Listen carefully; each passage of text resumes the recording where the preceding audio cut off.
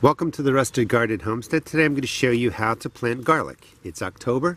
You want to plant this towards the end of summer when your frosts are starting to roll in. You don't want these to really shoot out and green and grow above the surface. You want the bulb, the clove, below the surface to really establish. We're going to plant in a container. I'm going to show you how to do that.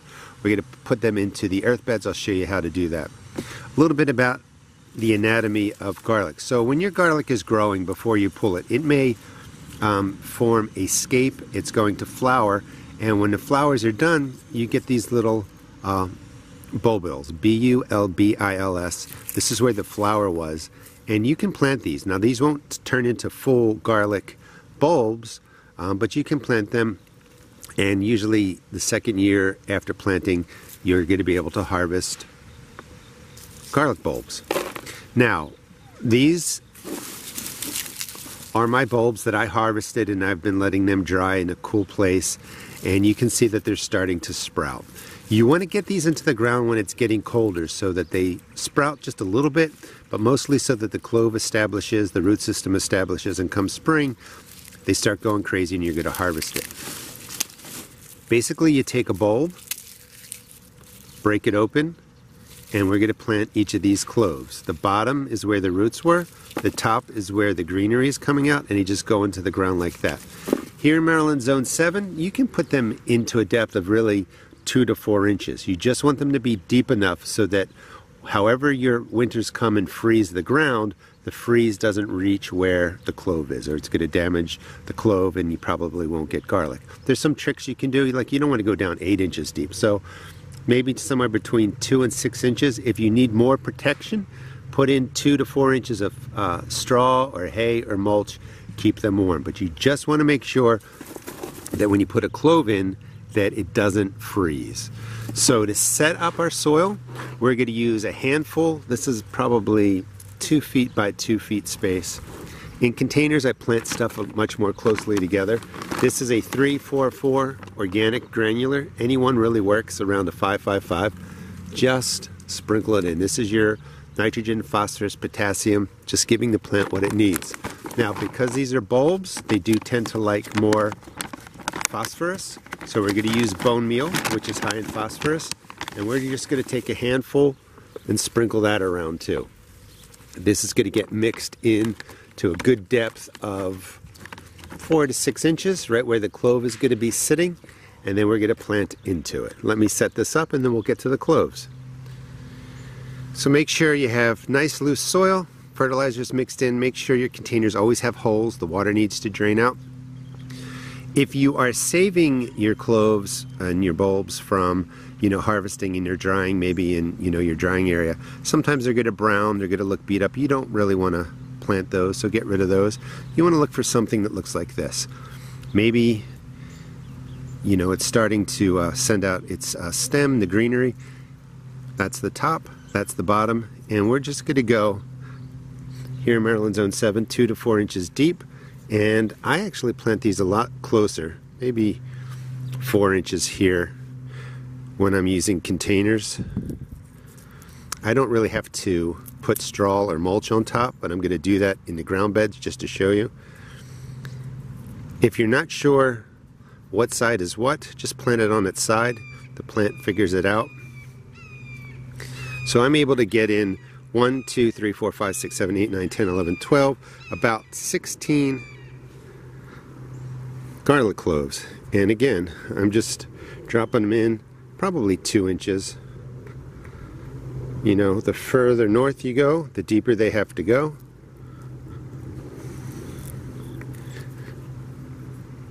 The further south you go, you can actually sometimes just push these right into the surface like that and grow your garlic that way.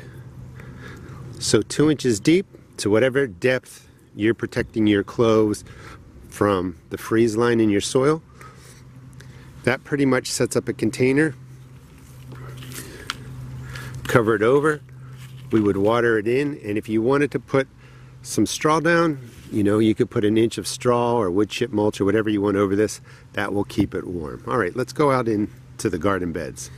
So this is interesting. This was garlic that some of the cloves were left under here when I harvested all the garlic that you see that I'm planting. So I decided to pull it out because it was, you know, kind of big. You don't want this kind of growth.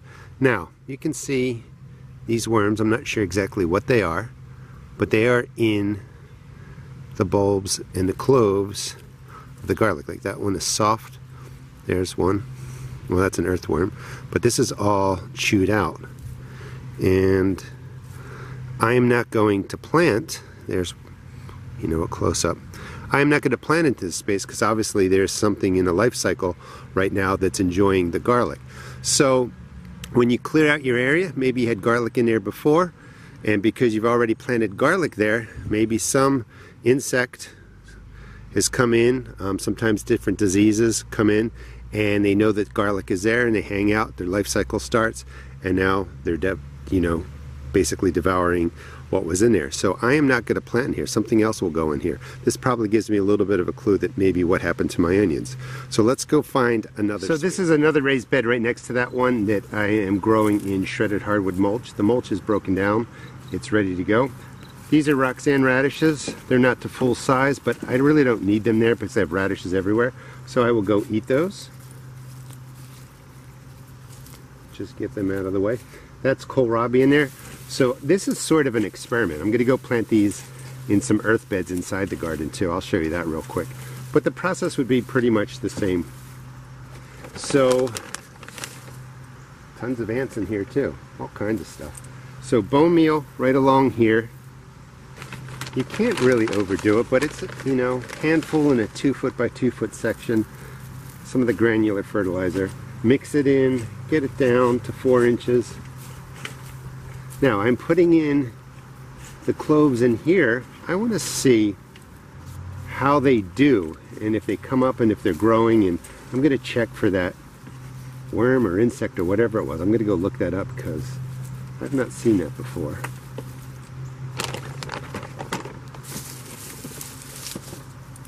So four cloves, and I'm going to stick with 4 inches. You can go wider if you want. So what is that? That's about 4 inches, 3 inches that way. We're going to pack a lot in there. Trying to get cloves that look good.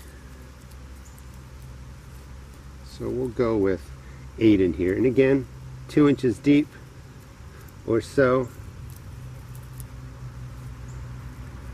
And this will just be my experimental section to see if that pest is in all this shredded hardwood. Alright, that's all you do. Water it in. You could cover it with 2 inches or so of hay or mulch, or even more shredded hardwood if you want. You might have to peel some of it back come spring, but it's good to go. Okay, let's go get into a bed away from all these problems. So this is a space where I normally don't grow garlic, but I'm concerned because I saw that problem with the cloves, that maybe everywhere I planted garlic, you know, that critter has moved in and that life cycle is there. So just to make sure I get a harvest next year, I'm going to plant some in a place where garlic has never been planted before. And that's a good idea. Sometimes if you notice insect problems, you just get away from there with the variety that you planted the year before the plant, if it's garlic or tomatoes or any kind of problem like that. Now, that you don't always have to worry to that extent. Problems like leaf spot and powdery mildew will find your plants anywhere. You're going to find a lot of these grubs. You can't worry about those. They're everywhere. So just because, like, maybe you had powdery mildew, or you had early blight, or Japanese beetles came, there are certain problems where they're just going to find your plants no matter where you go. But that one was real specific to the clove itself. There's a worm. So 1 handful of the bone meal, 1 handful of any organic granular there, and it's the same process really. Let me get some bulbs. Now, if you don't have a lot of freezing to your soil, your cloves can go down 1 to 2 inches. If you have a little bit of freezing, you know, 2 to 4 inches. And, you know, if you get something that's deeper, you can go down 4 to 6 inches. You just don't really want to go past that because it's going to be a problem for the cloves, I think, to get to the surface. Or when you pull them out, you're going to have to dig them up because, wow, these is tough. There we go. Because they're just not going to pull out easily. So once you get to 4 to 6 inches, just start putting 1, 2, 3, 4 inches of mulch on top. You're just going to insulate that way, and then you clear that out later. So we're going to do them 1, 2, 3. Notice, you know, sometimes I say 4 inches, it turns out to be 3 inches. This is plenty of room. Just think of a clove or a bulb getting about that big. That's enough space. You don't have to overthink all of this. So we have 3, 6, 9, 12. We'll go with 15 cloves here. I'll leave a space up here maybe for a cucumber plant. That's what normally goes here. And we're pushing these down 2 inches.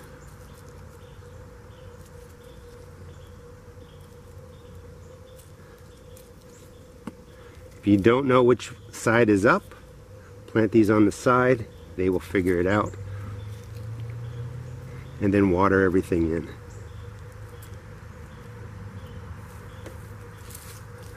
Alright, and that gets in about, I don't know what I do, maybe 30 garlic plants.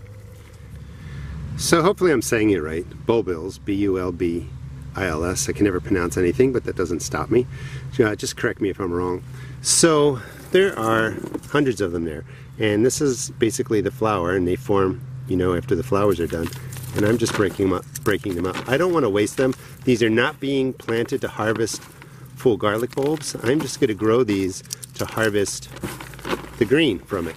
And basically a trench, a couple inches deep, sprinkle of bone meal all the way down. Now, when I was going through here, you know, all these larvae are in here. Probably Japanese beetles. You don't know what they really are, but you can't worry about it. They don't necessarily damage your plants. I've never had a problem with them, but they're all over. All of them just came right out of this space. So I am just going to take a handful, a couple inches deep, a couple inches wide, and just sprinkle them down, being very generous to really get a lot of green growth. And I'm going to harvest it for salads, for soups,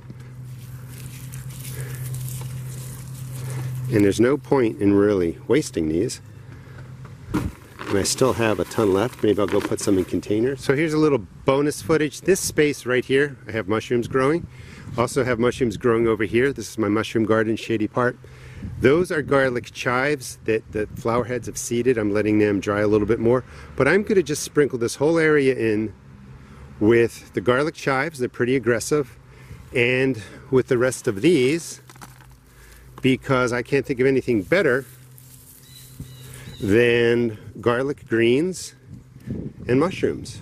So you can think about like combinations of things that go well together. So hopefully the mushrooms grow, and I will finish spreading these out, and then I'm just going to work them in just like that. Whatever ones take will be perfectly fine. And then hopefully come next spring, please subscribe. I'll show you how it turns out. I'll be able to pick my greens and my mushrooms, and I'll be able to saute them up, and then just cover it over, water it in. That was not a beer can.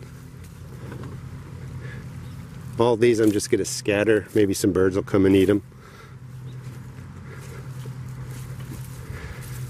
And I've got garlic planted for next year. I'll be putting a lot more of those cloves in other places as soon as I dig up a new space for them. Hope you enjoyed the video, give you some confidence on planting garlic. And the whole key is loose soil. I would give them some bone meal. If you get really cold winters where the soil freezes deeply, put a couple inches of mulch on top of there. Come spring, just pull it apart. And you don't want to put the cloves in too early in that they start sending up shoots. You just want them to shoot out just a little bit, establish the roots, and it'll be ready for next year. Thanks so much for watching, and please check out my seed shop at therustedgarden.com.